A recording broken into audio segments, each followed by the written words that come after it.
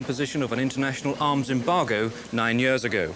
Launching the plane today, President Botha said the project demonstrates South Africa's response to the threat of sanctions. We will not allow ourselves to be humiliated and undermined in order to escape sanctions. We are a strong and a proud nation with the faith and the ability to ensure our future. We are not a nation of jellyfish.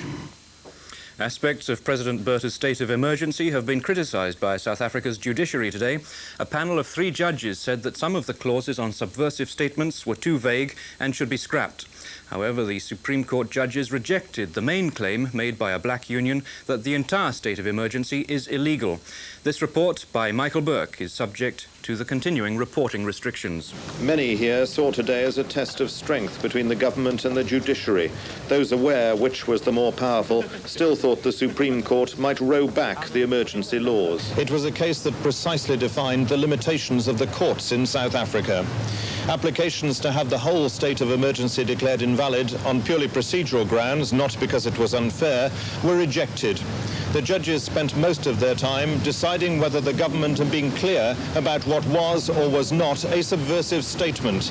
An important point, as uttering one here carries the risk of 10 years in jail. The judges were scathing about the way the law was so widely defined. Hopelessly uncertain, no intelligible meaning at all were some of their comments about the law. Nonetheless, they only tinkered on the edges of the legislation. They even hesitated before giving full effect to their decision that lawyers should be allowed to see people detained without trial. South Africa's courts have always had a higher reputation than South Africa's laws, which they are allowed only to interpret, not to overturn. Judgments that challenge the state, its police and its sweeping security legislation have been rare. It's not the courts that are sovereign here, but Parliament. The law has barely checked the lawmakers. There are those lawyers who work with the black 70% of the population who have no say in the making of laws, who are pushing for the courts to live up to blacks' expectations. I think what is surprising is the faith that people still have in the legal process, because I think it hasn't served them terribly well over the last 30 or 40 years. There are other major cases being brought against the state of emergency. In the Port Elizabeth Supreme Court, Jules Brody, a campaigner for human rights, is also trying to have it overturned, again on a legal technicality.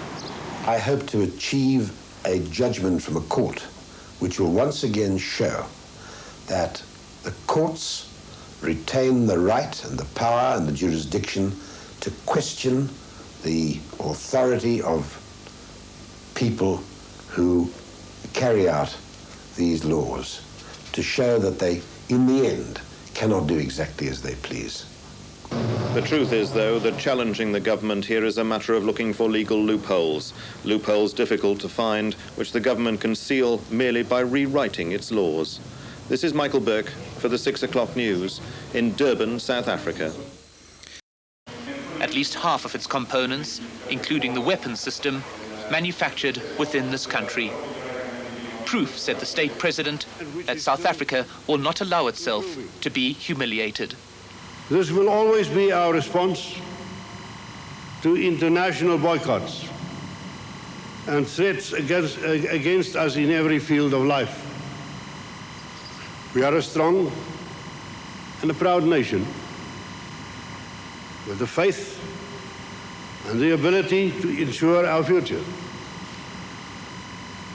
We are not a nation of jellyfish. The linkage between military might and national self-respect stems from P.W. Botha himself, who earned the nickname Pete Weapon during his 20 years as defense minister. His elevation to the country's leadership coincided with the imposition of the international arms embargo.